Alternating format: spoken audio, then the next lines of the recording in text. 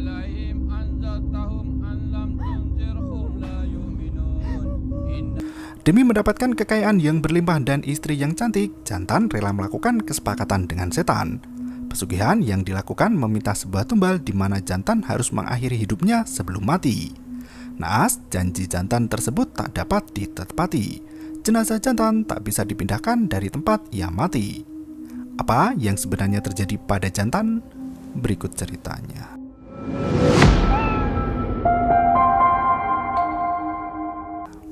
Siang itu, warga tengah asik membersihkan warung yang berada di dalam sebuah rest area. Dari arah kuburan, Pak Daud dan Hasan datang dengan membawa keranda yang membuat warga yang melihat bertanya-tanya siapa yang meninggal. Dul bergegas meminta Busu untuk membunyikan kentongan yang menandakan jika ada orang meninggal. Pak Daud meminta Dul dan Busu untuk membantu mengurus jenazah. Dul bertanya siapa yang meninggal di kampung mereka. Pak Daud memberitahu jika jantan meninggal tadi pagi dan ia meminta semua warga untuk membantu mengurus jenazahnya. Sesampainya di rumah jantan, Pak Daud masuk perlahan. Di ruang tengah terlihat jantan kakak dari Husin yang sudah terkapar tak bernyawa. Sementara istrinya, Maryam, ketakutan melihat jenazah suami yang sudah tertutupi kain. Pak Daud bertanya pada anaknya Maryam, kenapa tak ada orang yang datang. Sayangnya, Maryam tak mampu menjawab seolah ia ketakutan dengan apa yang terjadi sebelumnya. Pak Daud membuka penutup kain dan melihat wajah dari jantan yang ekspresinya seperti terkejut melihat sesuatu. Ia meminta Hasan untuk mengangkat jenazah jantan agar bisa dibawa ke musola. Perlahan dibukanya penutup jenazah itu dan Hasan mencoba untuk mengangkat tangan kiri kakaknya. Ia berusaha sekuat tenaga, namun tangan itu sangat berat, tak mau berpindah dari posisi. Kenapa ni Pak Daud? Kita coba lagi. Setelah membaca basmalah, jasad dari jantan masih tak mau bergerak. Husin menanyakan apa yang terjadi. Pak Daud tak mampu menjawab dan meminta Hasan untuk mencobanya kembali, namun kali ini berganti posisi. Sayangnya, jenazah dari jantan tetap tak mau bergerak, bahkan bergeser pun tak bisa. Maryam yang melihat kejadian itu tak hanya takut, namun ia juga kebingungan dengan apa yang sebenarnya terjadi pada suaminya itu. Di tempat lain, Dul memberitahu Busu jika ia tidak akan pernah menolong mengurus jenazah jantan. Busu membujuk Dul untuk tetap menolong karena sudah menjadi kewajiban mereka mengurus jenazah orang yang sudah meninggal. Dul berteriak mengingatkan tingkah jantan ketika masih hidup yang tak pernah mau ikut andil dalam kegiatan bermasyarakat. Selain itu, jantan juga berlagak seperti juragan emas yang kaya raya. Dul juga mengungkapkan jika kematian emak jantan adalah akibat dari ulah jantan sendiri. Pak Daud yang menunggu di rumah jantan keheranan karena warga tak kunjung datang. Hasan mengungkapkan jika warga tak akan mau menolong jenazah kakaknya. Pak Daud meminta Hasan untuk membujuk warga agar mau datang dan menolong mengangkat jasad dari jantan. Ia meminta Hasan untuk mengatakan pada warga jika Pak Daud yang meminta tolong. Hasan bergegas pergi untuk mencari bantuan. Sementara Pak Daud meminta anaknya untuk mengambil surat Yasin, namun tiba-tiba semua barang bergerak dengan sendirinya, membuat Maryam ketakutan.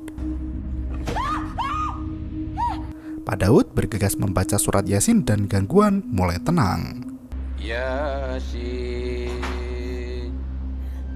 Hasan yang sudah sampai di kerumunan warga meminta Dul untuk datang dan membantunya mengangkat jenazah dari jantan agar bisa dibawa ke masjid. Dul mengungkapkan ketidaksukaannya terhadap jantan.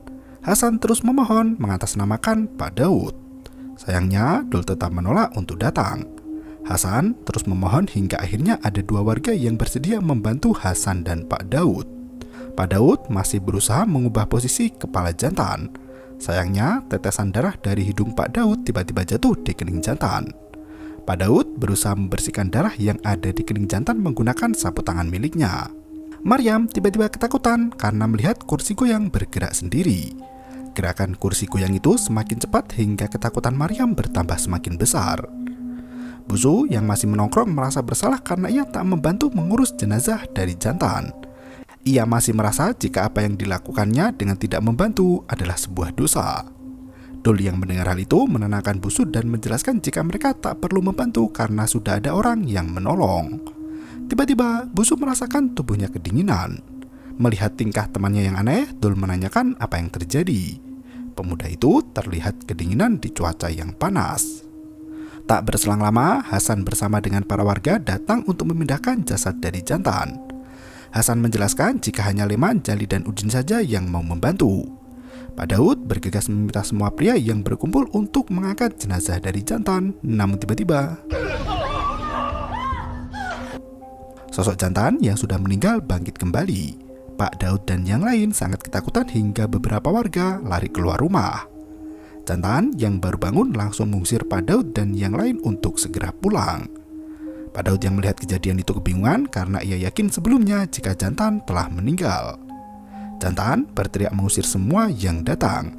Pak Daud memastikan jika jantan benar-benar hidup. Aku cakap pergi balik, semua pergi balik. Pak Daud dan yang lain pun akhirnya bergegas pergi sementara Maryam ketakutan dengan apa yang terjadi. Malam harinya, Busu terlihat berbeda dari biasanya. Dul bertanya apa yang terjadi dengan temannya itu. Busu memberitahu jika ia sendiri tak mengerti dengan apa yang sedang ia alami. Udin yang melintas langsung ditodong perihal mayat jantan yang belum dibawa ke masjid. Udin yang ketakutan pun mengatakan jika jantan belum mati dan ia bangkit dari kematian. Dul bertambah kesal dengan jantan yang kini bermain-main dengan kematian. Busu tiba-tiba terperangah melihat ke atas pohon. Pria itu terlihat seperti ketakutan dan tak merespon ketika Dul terus memanggilnya. Ternyata Busu melihat sosok yang mirip dengan jantan bertengger di atas pohon.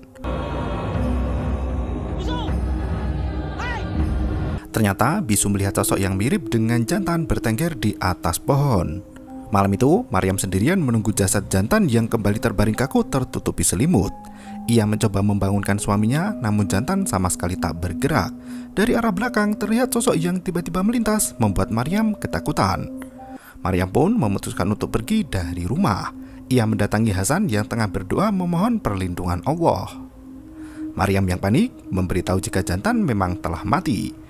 Namun, setiap kali Maryam memberitahu tentang jantan, sosok mengerikan seolah terus mengikutinya. Maryam pun bergegas pulang dan meminta Hasan untuk memberitahukan pada ayahnya perihal jantan yang sudah mati. Gangguan gaib terus terjadi dan kini melanda rumah dari Hasan. Pintu dan jendela membuka dan menutup dengan sendirinya. Hasan mencoba untuk tetap tenang dan membuka kembali pintu rumah. Ia terkejut ketika mendapati sebuah keranda sudah berada di depan rumahnya. Sementara itu, Maryam yang pulang sendiri melewati rawa ketakutan karena sosok mengerikan itu terus mengikuti. Tali gantungan juga muncul secara tiba-tiba seolah meminta Maryam untuk mengakhiri hidup. Melihat hal tersebut, Maryam pun bergegas lari ketakutan. Ia sampai di dalam rumah dikejutkan dengan penampakan yang mirip dengan suaminya bertengger di langit-langit rumah. Pintu tertutup dengan sendirinya membuat Maryam tak bisa kabur melarikan diri. Sosok itu ternyata adalah setan yang telah membuat jantan kaya raya. Makhluk itu datang dan ingin menuntut janji jantan yang belum dipenuhi. Maryam tak mengerti maksud dari perkataan sosok tersebut. Sosok itu menjelaskan jika Maryam merupakan sebagian janji jantan padanya. Ia akan terus menghantui Maryam kemanapun karena wanita itu merupakan tumbal yang dijanjikan oleh jantan padanya dahulu. Maryam terus berteriak ketakutan hingga jenazah jantan mulai bergerak dengan sendirinya. Kisah mundur tahun lalu di mana kala itu jantan masih miskin dan ia hanya mencari emas di pinggiran sungai. Ia berharap bisa mendapatkan bongkahan emas dan menjadi juragan emas yang kaya raya. Sepanjang hari, jantan hanya mencari emas hingga ia mendengar suara yang memberitahu jika dirinya bisa membantu jantan dan membuatnya kaya. Jantan menolak permintaan sosok itu dan menyuruhnya untuk tidak mengganggu. Sosok itu tak henti meledek jantan yang miskin, bahkan satu perempuan pun tak tertarik dengannya. Dan tak hanya perempuan, bahkan laki-laki pun enggan berteman dengan jantan. Mendengar penawaran itu, jantan pun menanyakan persyaratan yang harus dia lakukan. Ia tak mau jika harus menumbalkan orang lain. Sosok itu pun memberikan persyaratan pada jantan yang paling mudah. Jantan hanya diminta untuk mengakhiri hidup ketika sudah berada di ambang kematian. Mendengar persyaratan itu, jantan menolak dan mengatakan jika ia masih mempunyai Tuhan. Sampai mampus pun kau takkan jumpa emas. Di tempat lain, Hasan kala itu masih berpacaran dengan Maryam. Pemuda itu memberikan cincin pada kekasih hatinya dan berniat untuk segera melamar Maryam. Jantan yang juga menyukai Maryam terkejut melihat adiknya yang bermadu kasih dengan gadis pujaan. Hasan langsung mendatangi Pak Daud dan mengutarakan rencananya untuk menikahi Maryam. Bahkan Pak Daud pun menyarankan agar mereka melangsungkan pernikahan minggu depan. Maryam yang membawakan minuman pun langsung setuju dengan rencana sang ayah yang akan menikahkan dirinya dengan Hasan. Sementara itu, Jantan masih belum bisa menemukan emas dari kali dan hal itu membuatnya cukup frustasi. Sore harinya, Jantan mengemasi barang-barang hendak pergi ke kota. Kala itu, sang emak memberikan cincin kawin pada Hasan sebagai bekalnya menikah dengan Maryam. Jantan yang mendengar hal itu kesal karena semua harta dikasihkan kepada Hasan yang notabene bukan anak kandung emaknya. Pria itu bahkan tak menganggap Hasan sebagai adiknya. Emak yang mendengar hal itu pun langsung memarahi Jantan. Sementara Hasan merasa tak enak jika mengambil cincin milik emaknya. Ia berniat memberikan cincin itu untuk kakak sambungnya, Jantan. Jantan tak menerima kebaikan dari Hasan. Ia berniat untuk pergi mencari kerja dan membuktikan jika dirinya bisa berguna. Jantan yang merasa tak pernah diperhatikan oleh emaknya bahkan menuduh jika sang emak hendak mengawini Hasan karena bukan anak kandung. Mendengar hal itu, sang emak terkejut hingga akhirnya meninggal. Abang, mak kita bang. Semenjak kejadian itu, Jantan semakin frustasi. Setan yang menawarkan pesugihan pada Jantan terus menggoda dan menawarkan banyak keuntungan pada Jantan, termasuk Maryam yang akan menjadi istri dari Jantan.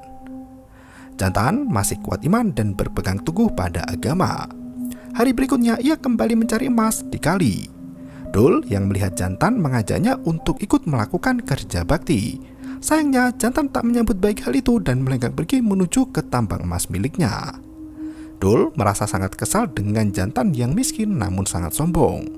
Ini miskin pun nak sombong ke? Hari berikutnya, Jantan mendatangi rumah Pak Daud dan memberitahukan niatnya untuk menikahi Maryam. Pak Daud yang mendengar hal itu menjelaskan jika Maryam sudah dilamar oleh Hasan, adik dari Jantan. Mendengar hal itu, Jantan tak terima dan berteriak jika Hasan bukan adiknya.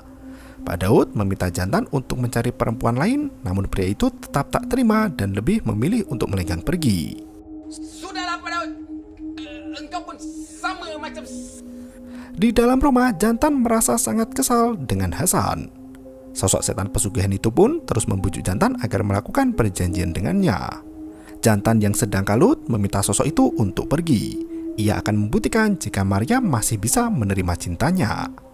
Malam itu juga Jantan pergi ke rumah Pak Daud. Dalam perjalanan, Dul terus menggoda Jantan dan menyindir yang tak pernah ikut nongkrong bersama. Jantan langsung meludah dan bergegas pergi ke rumah Pak Daud. Ia menemui Maryam dan mengatakan niatnya jika ingin menikahi Maryam. Jantan langsung ditolak mentah-mentah, di mana Maryam memberitahu jika dirinya tidak ingin menikah dengan Jantan. Maryam mengusir Jantan untuk segera pergi dari rumahnya. Ia tak pernah menyukai Jantan dan hanya mencintai Hasan. Kalau aku pergi balik. Sosok setan pesugihan pun kembali muncul dan memberikan penawaran kembali pada Jantan. Setan itu berjanji akan memberikan Hasan apa yang diinginkan, termasuk dengan Maryam. Jantan yang sudah terpuruk pun akhirnya setuju dan membuat sebuah perjanjian agar hidupnya tidak terlalu menderita. Malam itu, Maryam yang tengah menjahit baju pengantinnya tiba-tiba mendapati sebuah serangan gaib. Pintu terbuka dengan sendirinya di mana setan yang melakukan perjanjian dengan Jantan memulai misi pertama untuk menarik Maryam agar mau dengan Jantan. Sementara Hasan melihat sosok yang menyerupai kakaknya berdiri di samping rumah. Hasan sama sekali tak menaruh curiga karena ia mengira itu adalah sosok Jantan. Siang harinya, Maryam keluar dari rumah dengan perisai yang aneh. Pak Daud melarang anaknya untuk keluar karena sebentar lagi Maryam akan menikah, namun gadis itu tak mendengar semua perkataan sang ayah. Di tempat lain, Hasan terluka ketika membuat obor. Jarinya berdarah terkena welat. Darah yang mengucur deras membuat Hasan kesakitan. Maryam datang dan tiba-tiba memutuskan hubungan pertunangan. Gadis itu mengembalikan cincin yang telah Hasan berikan sebelumnya. Sementara itu, Jantan masih kesulitan untuk mencari emas di kali. Tiba-tiba, setan pesugihan datang mengantarkan 1 tas emas dan juga uang untuk Jantan. Pria itu sangat senang dengan harta dari hasil pesugihan. Tak hanya itu, Maryam datang dan mengajak Jantan untuk menikah. Tanpa pikir panjang, Jantan pun langsung setuju. Sudi. Abang lebih dari... Adegan kembali ke waktu semula ketika Maryam datang meminta tolong dan mengabarkan jika jantan memang sudah meninggal. Setan perjanjian sangat tak menyukai Maryam yang meminta bantuan untuk mengurus jenazah dari jantan karena pria itu tidak bisa menunaikan janjinya. Maryam yang pulang ke rumah mendapat gangguan di daerah rawa. Sosok-sosok mengerikan bermunculan ingin membuat hidup Maryam tak tenang. Di rumahnya sendiri, setan perjanjian membawa mayat jantan dan ditidurkan di kursi goyang. Maryam yang melihat hal itu teringat dengan kejadian ketika jantan mengalami kematian. Jantan yang baru pulang ke rumah merasakan sakit di dadanya. Ia berteriak minta tolong pada Maryam. Jantan yang sudah mulai sekarat kini harus menepati janjinya pada setan pesugihan untuk mengakhiri hidupnya sendiri. Sebuah tali menggantung di depan jantan yang tengah kesakitan. Maryam yang baru datang bertanya pada suaminya apa yang terjadi dan kenapa ada tali gantungan. Jantan tak menjelaskan pada istrinya dan meminta Maryam untuk segera pergi dari rumah. Setan pesugihan itu terus memaksa jantan untuk bundir, namun pria itu menolaknya. Setan yang kesal karena perjanjiannya tak ditepati mengutuk jantan jika jenazah pria itu tak akan bisa dipindahkan. Dapat angkat mayat kau dari rumah ni. Malam hari setelah Maryam minta tolong pada Hasan, pria itu bergegas menuju ke rumah Pak Daud. Ia memberitahukan Pak Daud jika Maryam datang dan mengatakan jika jantan sudah meninggal. Pak Daud tak percaya karena sore tadi mereka melihat jantan masih hidup seperti dulu kala dan hanya pingsan. Hasan terus meyakinkan Pak Daud, namun pria tua itu memberitahu jika mereka tidak boleh mengganggu rumah tangga orang. Hasan terus meyakinkan jika kakaknya benar-benar sudah meninggal. Akhirnya Pak Daud pun setuju untuk melihat apa yang terjadi di rumah jantan. Maryam yang berada di rumahnya terus melihat jasad jantan duduk di kursi goyang. Sebelum pergi ke rumah jantan, Pak Daud mengajak beberapa warga yang masih asik nongkrong santai. Dul masih menolak untuk membantu jantan. Ia kesal dengan sosok jantan ketika dulu masih hidup. Pak Daud meminta Dul untuk tidak berkata demikian dan meminta untuk membantunya. Dengan terpaksa, akhirnya Dul pun mau ikut ke rumah jantan. Maryam yang masih ketakutan berada di rumahnya sendiri karena ia tak bisa keluar. Dari luar terdengar suara Pak Daud yang mencari jantan. Maryam hendak membuka pintu namun sosok jin pesugihan menghalangi. Ia bahkan menjawab panggilan Pak Daud dan mengusir warga yang datang. Kata pergi balik lah yang kau panggil Maryam tu kenapa? Pak Daud pun mengajak yang lain untuk kembali pulang. Hasan masih meyakinkan Pak Daud jika jantan memang benar-benar sudah meninggal. Dul dan Busu merasa kesal karena dikerjai oleh jantan. Pak Daud meminta Hasan untuk merelakan apa yang terjadi. Hasan menjelaskan jika ia merasa sosok yang menjawab tadi bukanlah jantan melainkan sosok yang lain. Setan pesugihan itu sudah bertengger di atap rumah dan berubah menjadi burung. Ia menghampiri Busu yang sedang nongkrong sepanjang hari bersama dengan Dul. Busu tiba-tiba mengikuti sosok yang mirip jantan masuk ke dalam hutan. Maryam masih ketakutan karena ia tak bisa keluar dari rumah. Kalau kau cuba nak keluar lagi, Hasan akan jadi mangsa. Hasan membaca surat Yasin bersama dengan Pak Daud. Tiba-tiba hidung Pak Daud berdarah tanpa sebab. Kini Pak Daud merasakan ada yang tak beres dan mulai mempercayai perkataan Hasan jika jantan memang telah meninggal. Tiba-tiba terdengar gedoran pintu yang sangat kencang. Ketika dibuka, sebuah keranda ada di sana, entah siapa yang menaruhnya. Pak Daud meminta Hasan untuk membawa keranda itu ke masjid. Ketika mereka kembali pulang dan lewat rawa, Busu sudah bertengger dengan tali di leher. Pria itu menjatuhkan diri hingga nyawanya lepas seketika. Setan pesugihan yang ada di sana hanya tertawa. Karena jantan tak menepati janjinya, setan itu kini mulai meneror warga kampung. Maryam yang berada di rumah sendiri ketakutan karena mendengar suara setan pesugihan. Setan itu mengancam Maryam jika ia berusaha menolong jantan, maka Hasan dan Pak Daud akan menjadi tumbal selanjutnya. Warga bergegas membawa Busu untuk diurus jenazahnya. Kini mereka berdoa di rumah Pak Daud atas apa yang sudah terjadi. Maryam yang melihat pintu rumah terbuka berusaha keluar, namun setan pesugihan itu kembali menghalangi. Gangguan mulai terjadi di mana lampu mulai berkedip ketika warga membacakan doa. Gangguan itu tak dihiraukan dan mereka tetap berdoa hingga setan pesugihan kesakitan di rumah jantan. Maryam melihat ada kesempatan untuk kabur, bergegas pergi meninggalkan rumahnya sendiri. Sementara warga yang selesai berdoa bergegas pergi menuju ke rumah jantan. Setan pesugihan tak terima dan langsung membaca mantra yang membuat Maryam sudah berdiri di pohon dengan tali di lehernya. Hasan dan warga lain yang melihat hal itu bergegas menolong Maryam. Untungnya gadis itu berhasil selamat dan tidak jadi tumbal dari pesugihan jantan.